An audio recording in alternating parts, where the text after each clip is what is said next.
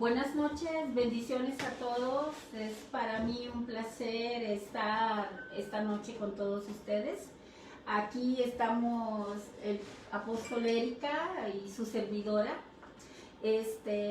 Hoy es un día especial, lo estamos haciendo de otra forma, ya que voy a hacerle una entrevista a nivel de apostólico, a nivel profético al apóstol. Además de eso, con las bases en la palabra de Dios, porque sabemos que es muy importante tener bases en la palabra. Así que voy a dejar que el apóstol les salude por un momento para después comenzar con preguntas que para todos tal vez han sido un poco sin una respuesta clara, y queremos que las personas tengan un conocimiento claro a nivel de la palabra de Dios. Hola, buenos días. Estamos contentos de estar en línea con ustedes. Buenas noches. Y estamos contentos de que vaya entrando poco a poco. Le vamos a dar el tiempo para entrar en línea, para conectarse con nosotros, para que podamos saludar a cada persona que estén en línea. Gracias por estar siempre sintonizando, siempre estar escuchando. Hoy vamos, como dice la profeta, vamos a estar teniendo un tiempo de entrevista, de compartir con ustedes. Lo queríamos hacer un poco diferente. Y esperemos que vamos a poder bendecirles y darle algunas respuestas sencillas, pero respuestas que pueda estar ayudándole en su vida cada día. Sí, bueno, saludamos a Adi, saludamos a Lidia, saludamos a los que se están conectando en este momento, pero vamos a comenzar porque son varias preguntas. Apóstol, siempre en mí ha habido una duda. En el tiempo que le llaman muchos el Antiguo Testamento, ¿había gracia o solamente había ley? Porque mucha gente dice solo la ley, pero ¿había gracia? Claro que sí, que Dios siempre ha sido un Dios de gracia. Siempre ha sido un Dios de amor. Más bien, Dios no es solamente que tiene amor, que la naturaleza misma de Dios es el amor. Entonces, como si Dios es amor, si Dios es el productor de todo el amor, se puede decir universal, como Él no va a tener gracia. Dice que Él es lento a la ira, y rico en misericordia. Dentro de la misericordia hay gracia. Dentro de las misericordias. Entonces, el Antiguo Testamento no lo resalta tanto como el Nuevo Testamento, pero sí vemos gracias en el Antiguo Testamento. Vemos Dios actuar de una forma amorosa con sus pueblos, buscando siempre el arrepentimiento y la salvación y no la destrucción. Entonces yo creo que esto también, darle oportunidad al pueblo de Israel o al profeta o a la persona que pecó, de poder levantarse otra vez y poder estar perdonado. Y yo creo que mismo dentro de la ley hay gracia, porque cuando uno entraba en el tabernáculo de Moisés, la primera cosa que encontraba era del sacrificios, el altar de sacrificios. Y entonces cuando uno entraba allá para darse los sacrificios, sabía que cuando entraba, decía la palabra, entra con regocijo, entra con alegría, entra con cantos. ¿Por qué? Porque sabía que cuando ellos entraban, cargaba con sus pecados, cargaba con sus dolores, con su culpabilidad, pero cuando salía de allá, después de haber cumplido lo que la ley le pedía, entonces salían con un peso de menos. Salía con el perdón de Dios a través del sacrificios. Entonces, esto es gracia. Es el Antiguo Testamento. Esto es gracia conforme al Antiguo Testamento. Perfecto. La otra pregunta que muchas personas hacen, cuando la mujer samaritana habló con Jesucristo y Jesucristo le dice, de tu interior van a correr ríos de agua viva, y después la mujer se fue a predicar. ¿Podríamos decir que esa fue la primera evangelista que hubo en el tiempo de la gracia? Sí. En el tiempo de Jesucristo. ¿Podríamos decir que el primer evangelista fue una mujer? Sí, podemos decir que la primera mujer evangelista que fue moviéndose en el Nuevo Testamento fue justamente esta samaritana. Ella encontró en Jesucristo una respuesta, encontró realmente el agua viva que ella necesitaba. Y yo creo que justamente es lo que dice la Biblia, cuando el corazón está lleno, pues la boca habla. Y entonces, pues, del momento que ella encontró en Jesucristo una respuesta, encontró el perdón, porque la situación de esta mujer era complicada por la época también. Y de verdad que ella se va de este pozo con una respuesta profunda en su corazón, una respuesta en su vida, y dice que encontró el Mesías. Entonces ella fue proclamando por toda parte, bien que después la gente no le reconoce, es en el sentido, dice, ahora nosotros creemos, pero no es por lo que tú has dicho, es porque lo hemos visto. Pero sí fue ella, una de las personas que en este lugar, pues fue totalmente la que empezó a proclamar la palabra. Entonces podríamos decir que ella fue una de las primeras evangelistas conforme a la palabra que se establece. Sí, podemos decirlo. En el Antiguo Testamento habían reyes, sacerdotes y profetas. Conforme al Nuevo Testamento se habla de 5 ministerios. ¿Podría usted decirme, en el Nuevo Testamento habían profetas? El Nuevo Testamento, claro que había profetas. ¿En dónde está? Porque mucha gente niega que haya profetas en el Nuevo Testamento, que no está en ninguna parte del Nuevo Testamento. Y yo digo, los 3 ministerios, los reyes, los profetas y los sacerdotes antiguos, el Nuevo Testamento habla de 5. ¿Dónde están los profetas en el Nuevo Testamento entonces? En el Nuevo Testamento vemos en Corintios 12, 14, donde se habla de todos los dones. Se habla también en Efesios que Jesús cuando murió subió y dio dones a los hombres. Y mientras dentro de estos dones que Él dio los 5 ministerios. Porque después cuando habla de dones no se está hablando de los dones espiritual como milagros, se está hablando sobre todo de los 5 ministerios. Por eso que se habla de que los 5 ministerios son también los dones de la ascensión. Entonces, dentro de estos 5 ministerios que Dios está dando, pues está dando el ministerio de profeta. Y vemos en el Nuevo Testamento, por ejemplo, que hay un profeta que se manifestó y que fue traído al apóstol Pablo, y que el profeta se le vino con una cintura, le cogió la cintura y le dijo, ¿a quién pertenece esa cintura? Y Pablo le dijo, pues esa cintura es mía. Y entonces dice, pues la persona a quien pertenece esa cintura, pues va a ir en presos, etcétera, y le profetiza lo que le va a pasar al apóstol Pablo. Y dice la Biblia que él era un profeta traído por el Espíritu Santo. Entonces, los profetas del Antiguo Testamento, el ministerio de profeta es un poco diferente en el Nuevo, pero sí existe. Es decir, que se manifiesta de forma diferente, pero la base es igual, la base es la misma, es Dios que habla, que trae palabra, que trae dirección, y eso los vemos en el Nuevo Testamento. Y a mí me gusta mucho este pasaje justamente a donde se habla de este profeta, que dice que es un profeta, está en los Hechos, a donde es un profeta del Espíritu, que el Espíritu Santo lo trae. Entonces está ya en el Nuevo Testamento, y ahí se está moviendo. Vemos también que Filipe tenía 4 hijas que profetizaban. Entonces vemos también que todo lo que es profecía se estaba moviendo en el Nuevo Testamento. De acuerdo. Otra que es una pregunta un poco especial. Se habla que el Papa es el vicario de Cristo. Vicario significa el mensajero, vicario significa el que da la cobertura, vicario significa el que da consuelo. Son muchos términos, pero la palabra me dice que el vicario de Cristo es el Espíritu Santo. Bueno, lo que pasa es que hay cobertura que son de iglesia local. Yo no quiero hablar nada en contra del catolicismo, de una religión u otra, pero a nivel de la palabra, el que es la cabeza de la iglesia es Jesucristo, nadie más. Es decir, que dentro de la iglesia Dios ha levantado gente que son parte de la cabeza, en el sentido que son gente que gobierna iglesias locales, que gobiernan iglesias, y a veces personas gobiernan varias iglesias, pero realmente la cabeza de la iglesia es Jesucristo, y para Dios hay una sola iglesia.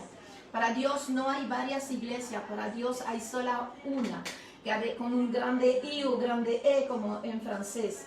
Y dentro de estos están las iglesias locales. La iglesia católica tiene su director, tiene la gente que se dice que son allá, pero yo creo que Dios está levantando gente genuina también, y para reconocerlo tenemos que ir a la palabra y ver lo que está enseñando, porque yo creo que a veces hay gente que se levanta, que se dice ser gobernante de algo, pero están fuera de la palabra. Entonces ahí tenemos que ser prudentes y cuidarnos que realmente la persona que se dice ser levantada por Dios sea conforme, lo que está diciendo sea conforme a la palabra de Dios. Conforme a la palabra de Dios, ok.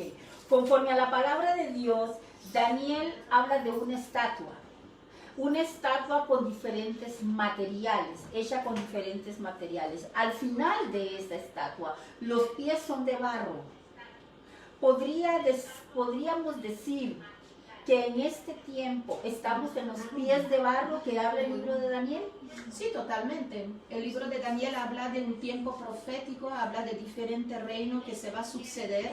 Y estamos ahora realmente en los pies, y a donde también, donde Daniel ahí está diciendo que va a venir una piedra del cielo y va a desbaratar a los pies, y toda la estatua se va a derrumbar.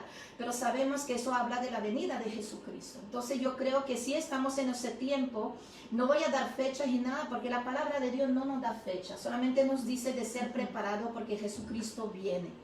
Entonces sabemos que como de la cabeza de esta estatua hasta los pies, los reinos se sucedieron y se cumplieron.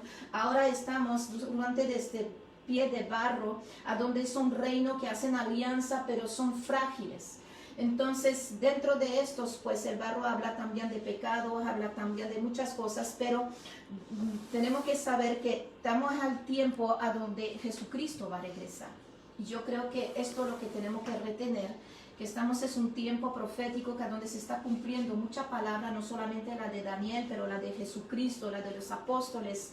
También se está cumpliendo mucha profecía del Antiguo Testamento acerca de Jerusalén y del templo y de muchas cosas de ese tipo.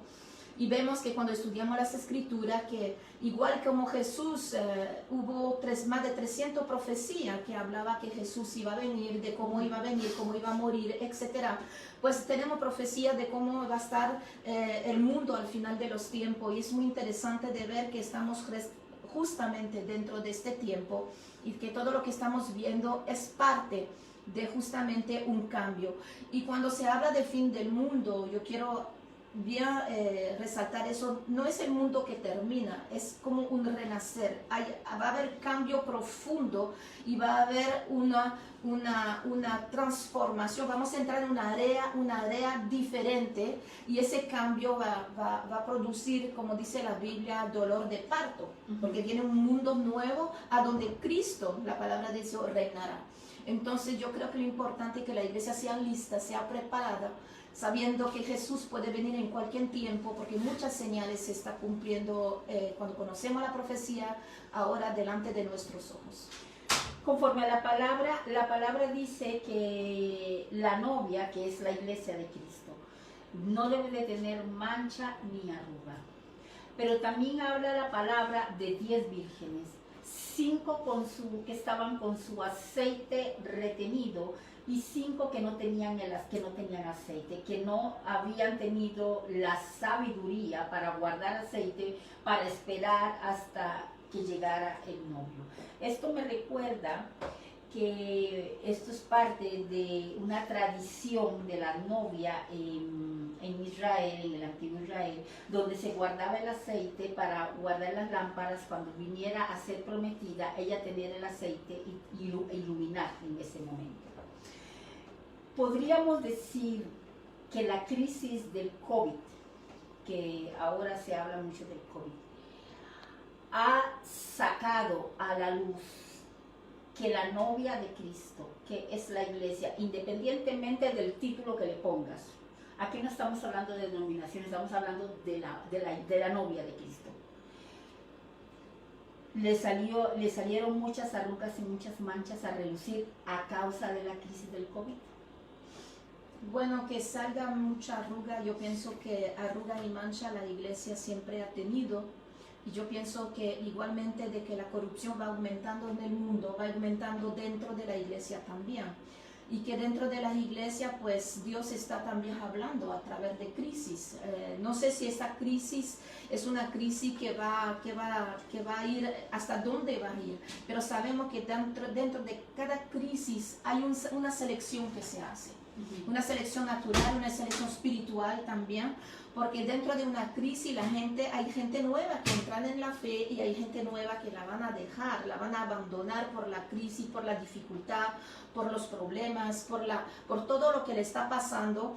Y la palabra de Dios nos explica, cuando leemos el libro de Apocalipsis, que no quiere decir fin de mundo, pero revelación, que al final de los tiempos los corazones se van a endurecer por causa de todo lo que va a suceder. Entonces el desafío de la iglesia, de la esposa de Cristo, se puede decir así, universal, entonces es justamente mantenerse sin mancha y sin arruga personalmente. Eso es el trabajo de cada uno. Es el trabajo, no es el trabajo del pastor, no es el trabajo del apóstol o del gobernante que hay dentro de la iglesia. Ellos están allí para poder animar la fe, poder predicar, poder explicar, poder orar, poder apoyar, dar la palabra para que veamos todo lo que estamos viviendo es escrito ya, pero sobre todo el trabajo de cada uno personalmente. Porque si yo me preservo es mi decisión, y si yo abandono es mi decisión. Entonces en cada crisis vamos a encontrar personas que van a quedarse sin aceite, de acuerdo, y que van a quedarse otro con aceite. Entonces es una selección en la cual nosotros estamos confrontados como cristianos hoy día, más que todo. No, en cada crisis nos vamos a gritar que ya es el último fin del mundo, porque crisis en el mundo hubo varias, pero sí sabemos que al final de los tiempos la crisis se va a estar multiplicando a una velocidad, aumentando la intensidad también, porque dice que como las mujeres que están embarazadas. claro. Entonces nosotros como iglesia, como personas que estamos en la fe, es importante de poder guardar esta fe, ser firme, estar totalmente agarrada de las manos de Dios y no abandonar. Y guardarnos sin arruga y sin manchas lo más que podemos. Es decir, que es nuestra responsabilidad. Y en tiempo de crisis es el gran desafío que tenemos. Es el gran desafío también que tienen los pastores, porque como no pueden hacer su trabajo tan cerca con la gente, estar con ellos cada día, pues es un desafío también, porque hay personas que no saben vivir fuera de la iglesia. Hay gente, tú le quitas los cultos, tú le quitas las reuniones y no saben qué hacer de su fe porque la fe no tiene raíces, no son profundas. Entonces es el tiempo justamente de proclamar, declarar, profundizar tu fe, haz que tu fe tenga raíces para que tú puedas resistir en los tiempos malos. Y eso es justamente también el trabajo del Espíritu Santo, que está apoyando, ayudando a cada cristiano que se halla en el mundo dentro de sus crisis, para también hay una sobrenaturalidad de Dios que se manifiesta, milagro que se manifiesta en tiempo de crisis, que se implementa también. Entonces sí necesitamos tener la copa llena de aceite, es decir, guardar la fe y guardar la presencia de Dios en medio de crisis. No sé si respondía. Pues sí, podemos decir que el cristiano, el mayor reto que tiene en este momento es con él mismo. Sí. Sí, porque yo digo siempre, y creo que la gente que me ha escuchado en la red siempre la ha escuchado también, que yo digo que el diablo tiene sus cosas y tiene también sus tentaciones, pero el que da la decisión final no es el diablo, soy yo. Soy responsable de mis decisiones, soy responsable de cómo yo voy a administrar mi vida, de cómo yo voy a administrar mis decisiones. Entonces, por eso que Dios dio a la humanidad esa libertad de elegir, eso es libre albedrío. Y Dios no ha quitado el libre albedrío a nosotros como cristianos o a personas. Es decir, necesitamos entender que sí hay tentación, que sí puede haber tiniebla que se está moviendo, pero la decisión final que tengo sobre mi vida soy yo que la estoy dando, por eso soy responsable. Entonces es realmente un desafío de que en tiempos de crisis yo siga teniendo buena decisión, Porque en crisis, yo digo siempre, cuando estás en crisis, no tomes decisión repentina, porque eso es más difícil. Yo lo digo también para mí, porque no es fácil. Cuando hay una presión fuerte de entender que tenemos que esperar y tomar decisión sabia y no precipitarse. Y yo creo que en la fe a veces decimos, bueno, ya no quiero saber más nada de Dios, no quiero saber más nada, porque la crisis y la presión nos viene encima. Entonces necesitamos recapacitar esto, controlar esto, estar en gobierno de nuestras decisiones y guardar la fe. La fe. La fe es una palabra de 2 letras. Ajá. Fe. Dice que sin fe es imposible agradar a Dios. Dice que es una fuerza que mueve montañas. Dice también la palabra que la fe es aquello que no vemos, pero declaramos que se va a realizar. Hasta ahí vamos bien. Entonces, usted como apóstol, ¿cómo describiría para su vida la fe? La fe es como dice en griego, en francés, en español es 2 letras, en francés 3. Pero en griego, cuando el apóstol habla de fe, se habla de confianzas. Entonces se habla de fe en el Antiguo Testamento, se habla de confianza. ¿En quién yo he puesto mis confianzas? ¿En qué yo estoy creyendo? Dice que la fe, cuando mi confianza está puesta en Dios, que mi confianza está firme, mi fe entonces está activa, es activa y mi fe puede mover montaña. Mi fe puede mover dificultades. Dice en Hebreo 11 que la fe ha conquistado el reino, que la fe ha hecho que gente han podido superarse de una forma sobrenatural, que han podido avanzar a donde pensaba que no se podía, que han podido descubrir cosas cuando pensaba que a lo mejor no se podía hacer nada. La fe es la convicción de las cosas que esperemos. Y yo creo que sin fe es imposible agradar a Dios. ¿Qué quiere decir? No es que Dios te va a menospreciar porque no tiene fe, porque Gedeón dudó a un momento dado. Y Dios no lo tiró para el suelo, Dios le respondió a su pregunta. Si yo tengo una duda de algo y que yo voy y dice, Señor, pero esto no soy segura de esto, dame una señal, Dios te va a dar la señal. Dios tiene esa compasión para ayudarte en la fe. Y los apóstoles también dijeron a Jesús, aumenta mi fe. Entonces la fe es guardar la confianza a pesar que vemos las circunstancias negativas. Es guardar la confianza a pesar de la presión que podemos ver a nuestro alrededor. Entonces podemos tener un bajón de fe en momentos de dificultad, pero yo creo que lo importante es poder levantarse. Por eso que la palabra nos dice que el justo cae 7 veces, pero se levanta. Entonces el justo también puede tener un momento de duda. Lo vemos en la palabra que en un momento dado Moisés se cansa del pueblo de Israel y le dice a Dios, ¿es tu pueblo? Y Dios le contesta, no, es el tuyo. Dice, ahí había una pelea de tu pueblo, mi pueblo, porque Moisés se quería soltar de la responsabilidad, porque estaría hasta aquí, ¿no? También Elías un momento dado se cansa y piensa que mejor morir, ¿no? Mejor morir porque... Entonces son bajón de fe, bajón de confianza. Y grandes, ¿ah? Y grandes, de hombres de Dios que son de alto nivel, ¿no? que son los gigantes de la fe, como lo describe la palabra, pero cualquier gigante de fe puede tener su momento a donde necesita retomar fuerzas y activar su fe. Y yo creo que eso es lo que hace, que demuestra lo que son los verdaderos hijos de Dios y lo que no han puesto su fe suficientemente fuerte en la roca que era Jesucristo. Entonces podemos decir que la fe activa la sobrenaturalidad de Dios cuando yo hago lo natural. Al tener fe, mi natural en la fe activa la sobrenatural y eso da un salto cuántico para que Dios haga cosas extraordinarias. Exactamente, lo vemos en la palabra, que personas que realmente estaban en un lugar que estaban totalmente bloqueados, de repente el sobrenatural de Dios ha intervenido. Por ejemplo, vemos a José, que está totalmente en un calabozo allá en la prisión, donde no hay esperanza. Parece ser que todo, en vez de ameliorarse, El que tuvo sueño de Dios, se encuentra en una situación que va siempre más bajando, hasta que se encuentra en la peor de la prisión. Y de repente él guardó la fe, guardó la fidelidad, guardó la confianza en Dios, y mira lo que le pasa, se le vienen dos personas que le cuentan sueño. Es tremendo esta humor, se puede decir, de Dios, porque yo lo digo, es tremendo, porque los sueños los llevaron ahí, pero los sueños también los va a sacar. Y yo digo, ¿cómo que él guardó? Yo veo a esa persona que viene con sueños y dice, mira, los sueños a mí me trajeron aquí en el más fondo del pozo y yo me vi de la cárcel.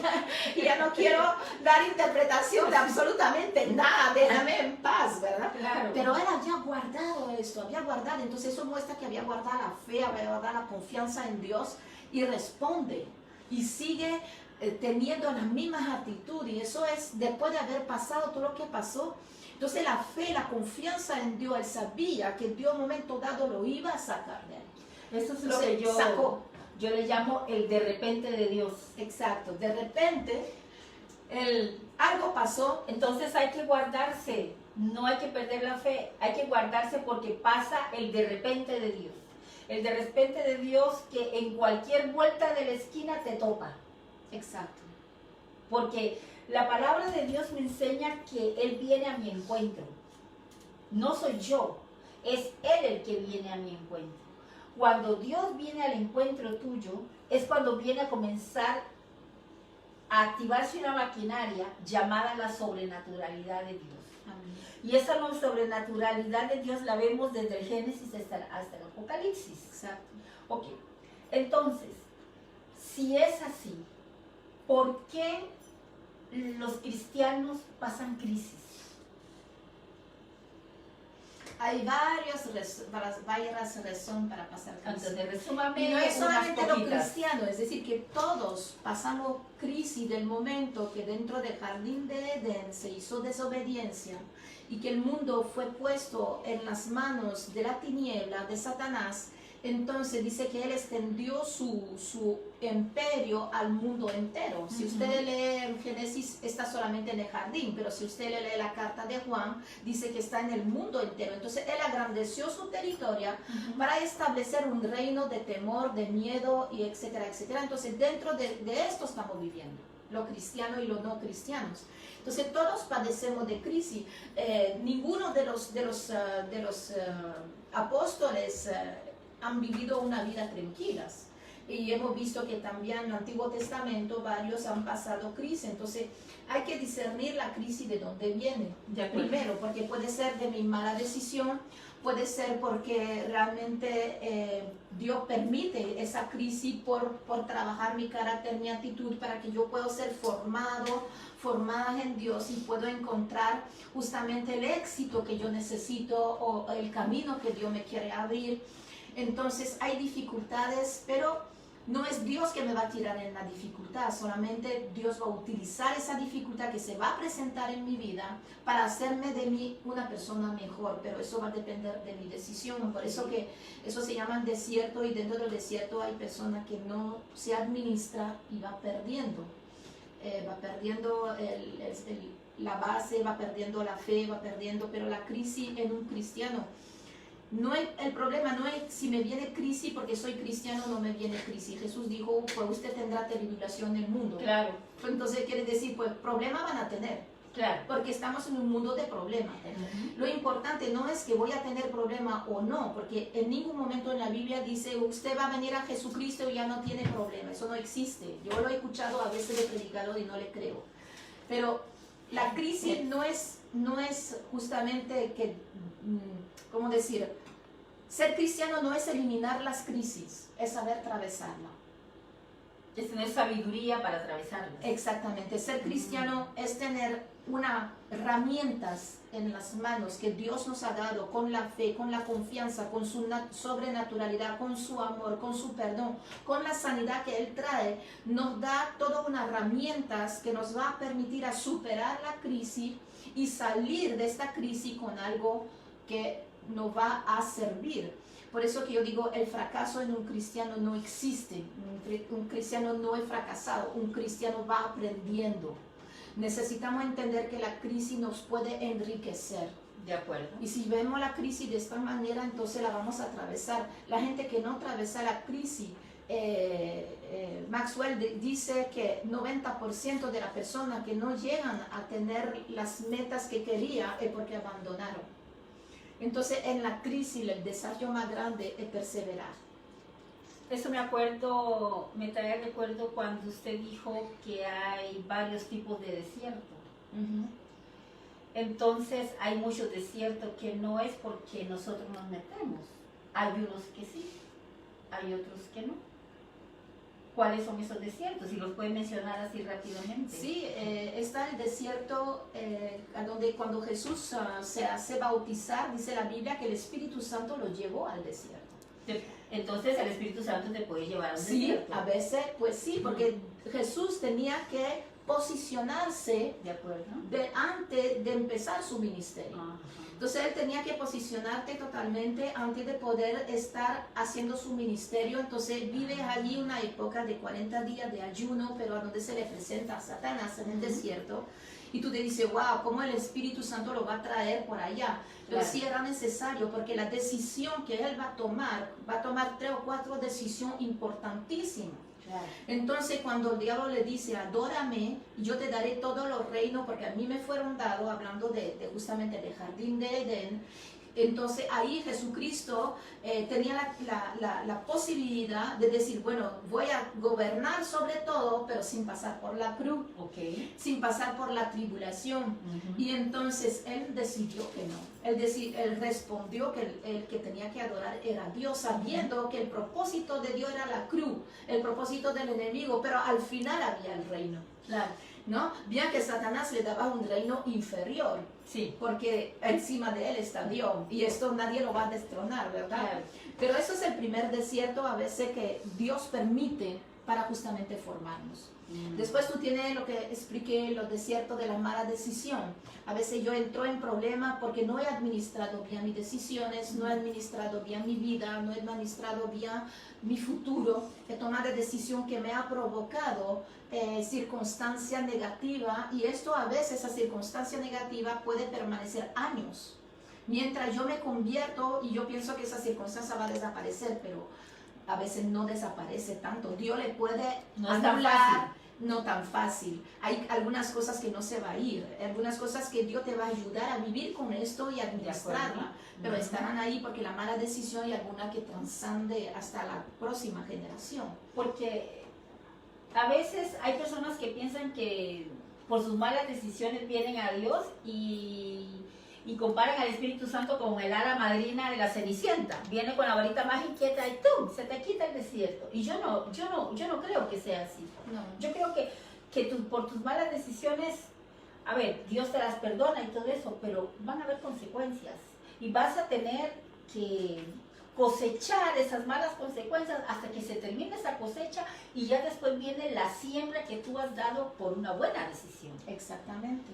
Exacto, ok. Malas decisiones, el Espíritu Santo, ¿y cuál otro desierto entonces? El desierto es cuando las personas también un desierto que viene por la herencia que Por uno herencias. tiene. Maldiciones. Como maldiciones, exactamente. Ok. Y hay también un desierto que a donde Dios va a hacer que tú descubres tu autoridad. Y cuando hay ataque que viene de la tiniebla, que no tiene causa de pecado, que no tiene cosa de mala decisión y tampoco del Espíritu Santo, pero son ataques sobre tu vida donde tú como cristiano necesitas posicionarte, tomar esa autoridad, descubrir que Dios te ha dado poder y autoridad sobre la tiniebla para poder romper las maldiciones o romper lo que el enemigo quiere hacer sobre tu vida para venir trancar tu camino. Hay que saber que la palabra diablo quiere decir tirarse a medio del camino. Es decir, como que tú estás caminando, viene uno y te hace una sacandilla, ¿así se llama? Zancadilla. Sacadilla. Zancadilla. Entonces, para hacerte caer, eso es lo que hace el enemigo. Te viene a meter cosas en el medio del camino para frenarte, para pararte, para hacerte desviar. Y entonces nosotros cuando sabemos discernir qué tipo de desierto estamos, sabemos qué reacción hay que tener para cada uno. Fue lo que pasó con el apóstol Pablo cuando iba camino a Roma y hubo una gran tormenta y fue desviado hacia una isla, que hasta lo picó una serpiente, etcétera, etcétera. pero era también para que la gloria de Dios se manifestara en él. Todos los desiertos al final, cuando lo administramos bien y lo atravesamos con fe y confianza en Dios, entonces el resultado siempre va a ser constructivo. El resultado siempre va a terminar para nuestro bien, lo que dice la palabra, que a todas las cosas, Dios, todas las cosas que pasan, Dios las va a cambiar para nuestro bien. Entonces tenemos que tener esa confianza que el Señor hace esa transformación, a donde Él transforma nuestra mala circunstancia en una cosa constructiva. Bueno, y como último, ¿qué consejo le daría entonces a los que están escuchando y a los que van a escuchar esta entrevista? Conforme hemos tocado prácticamente todo lo que a un cristiano le toca, le remueve, le trae a su espíritu, a su alma, a su corazón. Como último, ¿qué consejo le daría a usted? Pues yo le diría de leer el Proverbio 8 que habla de sabiduría de vida, de sabiduría, cómo administrar la sabiduría en nuestras vidas. Le consejería de pues poner los ojos en las cosas que son eternas, más que las cosas que son material, que bien que son importantes, pero que sepas que el sobrenatural, el espiritual es que gobierna el natural. Entonces yo le diría, tomen sabiduría por su vida, vendan la palabra, buscan el rostro de Dios, porque el Señor quiere trabajar más en su corazón, en su vida. Es la temporada de acercarse a Él, no de alejarse. Es la temporada de buscarlo, no de callarse y darle la vuelta, porque necesitamos más que nunca consejos de Dios y sabiduría. Por ejemplo, hombre o mujer de negocio que han perdido su negocio, que han perdido las cosas que invirtieron, necesitan que Dios renueva su sabiduría para saber cómo levantarse otra vez, para saber cómo invertir de otra manera, para saber, y esta inversión natural, pues también es la inversión en nuestra vida, de saber cómo en esta temporada de crisis, cómo voy a invertir en mi vida espiritual para ser firme y saber que Dios se puede mover con poder en toda circunstancia, que para Él nada es imposible. Y al que esté a punto de abandonar la fe, no la abandones. Que ya no quiere saber nada porque piensa que estando con Dios más bien se le levantaron más las dificultades. No estando con Dios se levanta, hay circunstancias que tenemos que atravesar, como le dije antes, la vida nos trae de todo. Hay un dicho que dice que, siendo en Suiza se ama mucho el chocolate, dice que la vida es como una caja de chocolate que tú no sabes cuántos son y cómo son adentro, ¿verdad?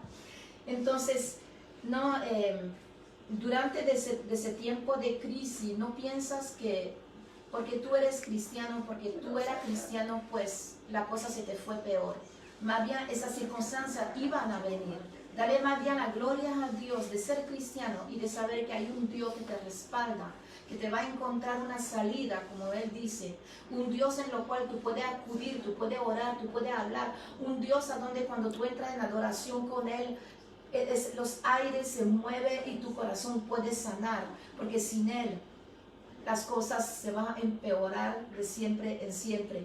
Las circunstancias difíciles todos las pasamos, que seamos cristianos o no, como lo repito. La diferencia es cómo lo vamos a atravesar y con quién. Y en los que han perdido a un ser amado, ¿cuál es el consejo que usted les daría? Porque hay muchos que hemos perdido personas que hemos querido. Y con esta situación hay muchos que han perdido seres amados. ¿Cuál sería su consejo para esas personas? Las pérdidas siempre son difíciles y cuando son personas que amamos es peor, porque el dolor que puede sentir uno dentro a veces es insurmontable, puede provocar depresión hasta suicidios. Entonces de todo corazón estoy, de todo corazón con todas las personas que han podido vivir un duelo en este periodo de COVID, en ese periodo de dificultad, también por las personas que tenían que ser operadas y no pudieron. Entonces, pero realmente comprende que no es la culpa de Dios. Más bien Él te quiere dar las manos, te quiere decir, mira, yo también tuve que vivir un duelo. También envié a mi hijo, también lo perdí un tiempo. También lo crucificaron, también yo viví la muerte. Y Jesús, que es la Dios hecho hombre, vivió la muerte en su propia carne, entró en una tumba. Entonces te puede entender, porque la Biblia dice en el romano, en hebreo, dice como Él padeció de todas las cosas que nosotros padecemos, Él nos puede entender. Él puede entender tu dolor, Él puede entender tu dificultad y Él te puede consolar y sanar el corazón. No te alejas de Él, porque Él no es responsable de la maldad que hay en el mundo.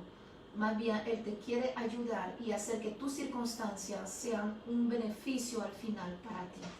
¿Podría hacer una oración por las personas que han perdido a sus seres amados en este momento, Sí. por favor?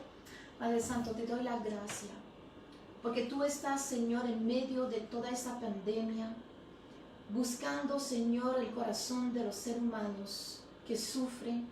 Tú dices que tú vives en la altura, dice tu palabra, pero que tú estás cerca de las personas quebrantadas.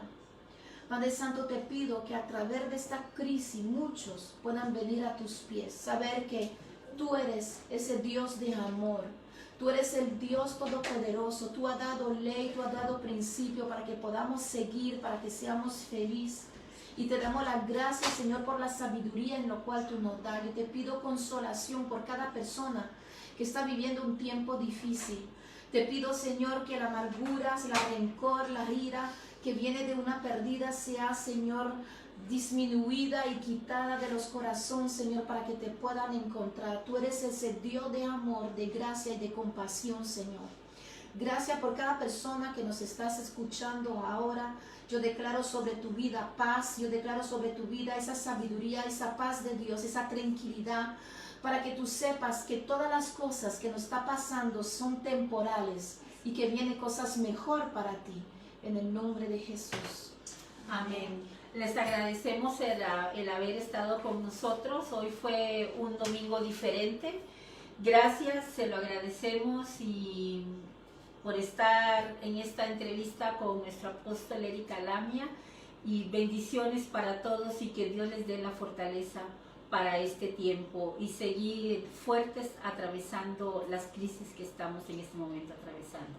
Bendiciones a todos y hasta el otro domingo. Bendiciones. Bendiciones. Dios lo guarde. Hasta luego. Hasta luego.